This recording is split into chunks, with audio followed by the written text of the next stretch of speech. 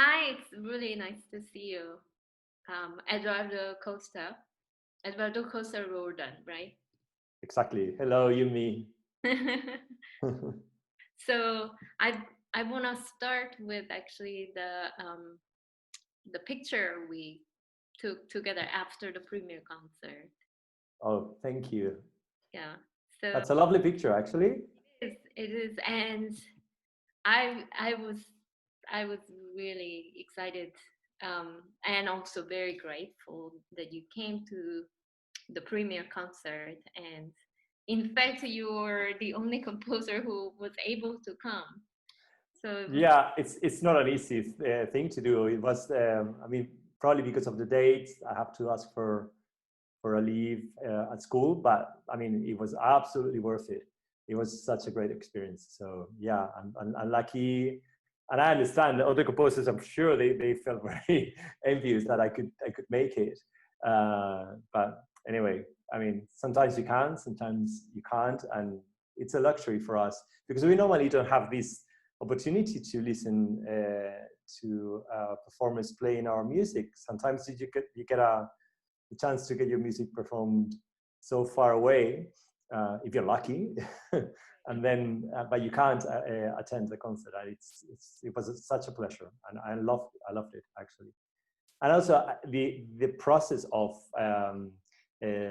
listening to you rehearsing the piece and discussing things, that was also great. So thank you. I have to thank you. well, for a performer, of course, it's a huge support. I mean, at the same time, it's pressure because composer is Yeah, out there in the audience while you're playing. I understand. Um, but at the same time, it's a big support. Really. Yeah, yeah, I agree. I've been in that position because, as you know, I am a performer myself, and I remember some occasions where I had to really, I don't know, try not to show how nervous I was because of the presence of an important composer in front of me and trying to deliver the score as best as I could. So, but in your case, I mean, I'm more than happy because you really understood everything very very quickly, and and you got into the idea of the piece quite easily. So um, I think you have that advantage because you've been reading so many different languages and composers, and that's great. That's good. So I was really happy to see you understand the piece basically. Do you feel that in any way had any, well, we will talk about this later, but in any way had any relationship, did you find any relationship in the piece with the history of the river Imjing, or your own history as a Korean born? Um, you mean that I relate with? Yeah, I mean, because well, as you remember, I took inspiration in the history of the river Imjing that divides North and South Korea, and that's what I'm asking, and also because of the language and of the notation that I used, it's also symbolic. Do you thought about that at any point in the score? I never asked you that actually. I do. I mean, I always thought it's interesting because of your approach to the project, and that you made this connection between the history, Korean history, which is not the happiest one. No, yeah. um, and then you actually make this connection with music, um, and uh, there are other composers in the album, had very different approach to the project from yours. um, Hmm. so I thought it's it Do stands out you way, and it's very unique in do that you, aspect. do you mean then that other composers had a more, let's say, scholar approach to the project? Yeah, more like that, yeah. More or less. And there, there is composer who actually, took the fragment of Isang Yun's piece and used that. Mm-hmm. There at least two composers, and one of them you can actually pinpoint and recognize where that's come from. Some others, it's hard to um, notice that. So I think they got idea from music. Mm-hmm. um, and then of course there some other composers who had very kind of abstract approach.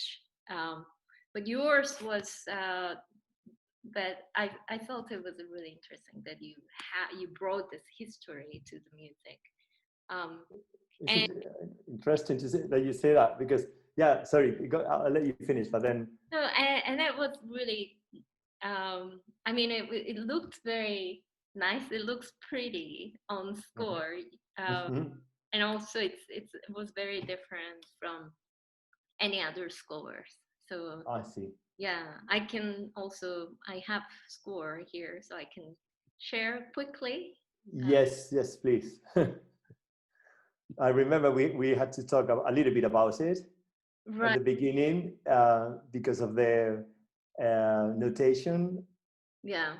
I did this. I decided to use. I'm not. It's not something that I used often, and I think it's the first time I've used a completely graphic score. Hmm. Well, spatial notation actually. I mean, I've used this kind of notation sometimes in my pieces in certain moments, but not throughout the piece. And this is the first one I used it. And also the idea of the two worlds, North and South Korea, are represented in the black and white keys, and how they are completely apart, and little by little they start sharing material and becoming something. I mean, becoming one actually, which would be the ideal in your country. Actually, that's what everybody wants to happen. Right. Right. Actually, and also I thought when you first talked to me about this project, I thought I had to investigate a little bit on Isang Yun's life, Right. because I am not serialist composer. I'm not into that kind of aesthetics. I appreciate it, of course, and I've studied it, but it's not what draws me um, um, really. So then I started thinking about him, his life, what happened to him, and his life is also related to this North and South duality, politics fight, communism and Eastern world, and and it all made sense in a way. Uh, he lived in this period of time where was this war, this in the 50s. I think he was in Germany by then, Yeah. and I think it could, I don't know, somehow resemble a little bit that also what the fight in Korea.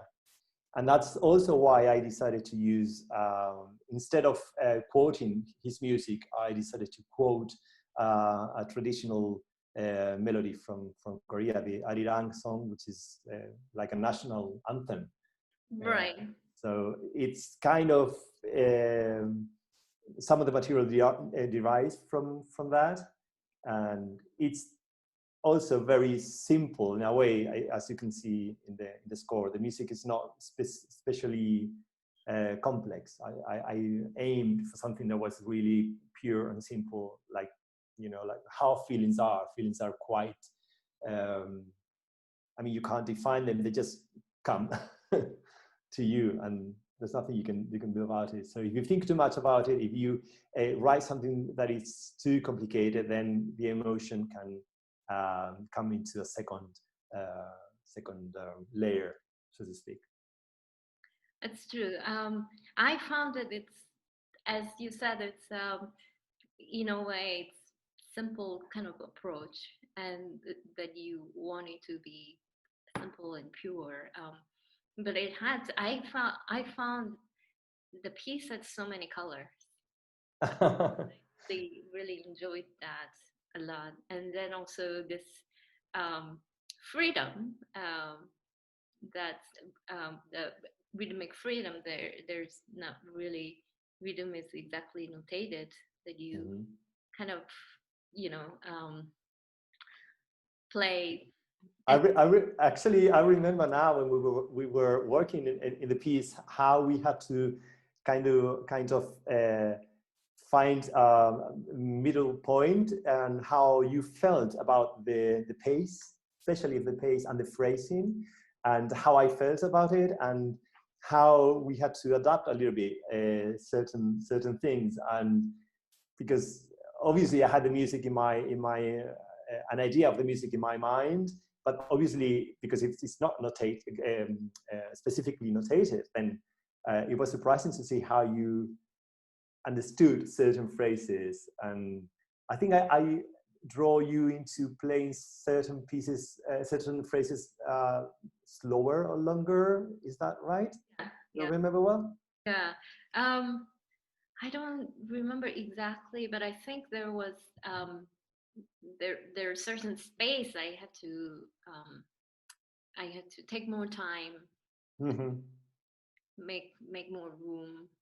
Yes, yes, yeah, you're right. I remember. Yes, because there's a lot of play with the pedal and the resonance, and also the idea of how it would resonate on a big whole.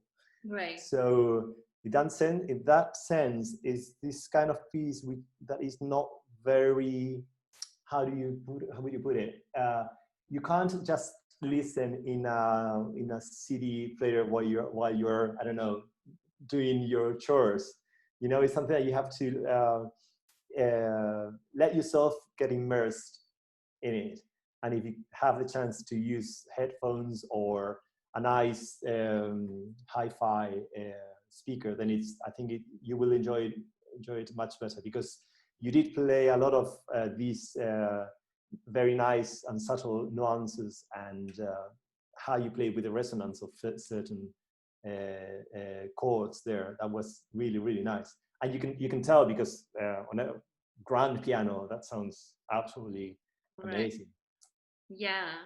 What I mean, you had sound in your mind, and then Mhm. when you compose, and I'm not sure if you actually try, you also play piano, so you have tried, or it, I guess what I want to know is the difference between what's in your mind and then when you heard actual performance that Well, playing. actually, yeah, actually,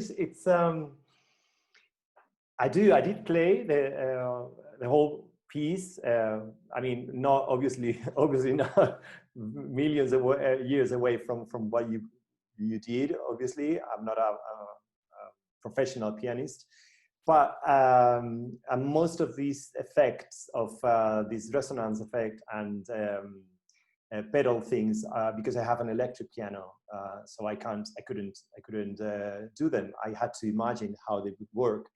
um, but then actually it's just the pace of some phrasings that you made them quite different from what I had in mind in general. But it was great because it's meant to be like that, and it's meant to be. And I think we discussed that it has to be something that comes from your own heartbeat and pace, how you feel, how you breathe. Then the music will come out naturally. So in the end, the whole piece is coherent to your um, the, the way you understand the phrasing, the way you understand the phrase and the beat. While I don't know, a person that is really, I don't know, very nervous, like my case, I'm really active and nervous.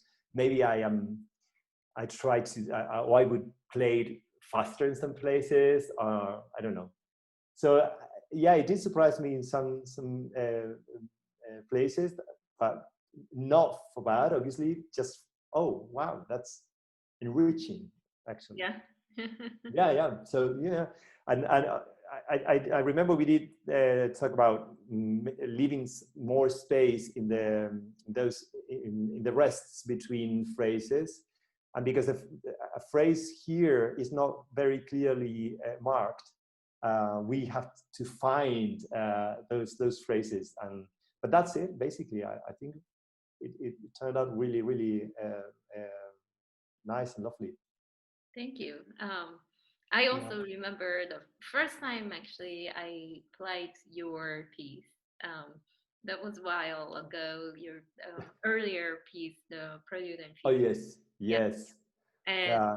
I think I also surprised you at Well, yes. I mean, what you thought. it's yeah. It's well. It's always interesting. It's always interesting. You start thinking as a composer, have I really written the piece correctly? So if you know what I mean. I mean, is there enough information for the musician to get as close as I imagined to the music I thought, or what is missing here? Which bits of information is missing here that I get this kind of performance? Because sometimes, I mean, I don't normally, and I don't think you should blame the performer initially. You have to think as a composer, Hmm. look into your own work. How did you translate what you're thinking? I mean, and that's our challenge basically as composers, because we tend to write. Um, we need to write so many things nowadays. If you think of other times, other periods of music, then it was kind of easy because there was a common practice, and everybody knew so many things about phrasing and things that you didn't need to write them. Right. Nowadays, you have to. So yeah, I understand how new complexity came into life, because these composers really needed to write so many things. Not to mention these other, I don't know, like trying to get the performer into some state of mind or whatever. But yeah, I enjoyed that performance. It was what you're talking about, a very old piece that I wrote when I was in my 20s. But it was great. It was lovely, actually. I think I enjoyed it very much. Yeah. So thank you. Sure. Well, what you talked about this complexity, and maybe it's slightly different topic, but also because I programmed Isang Yun's Interludium in the premiere concert, and um, it's a very complex music, and when you look at the score, it's a little bit intimidating actually. It is.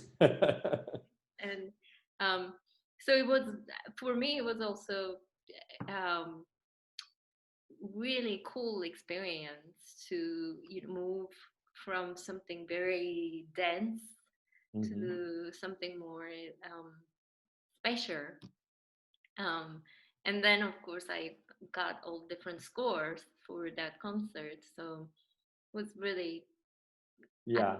good opportunity for me to compare all these different scores. Yeah. I hope that the audiences realize that it's quite difficult to organize such a big project with so many composers involved, a premiere in Seoul, playing in so many different stages. So congratulations on that. That was hard, really hard work. Thank you. You're welcome.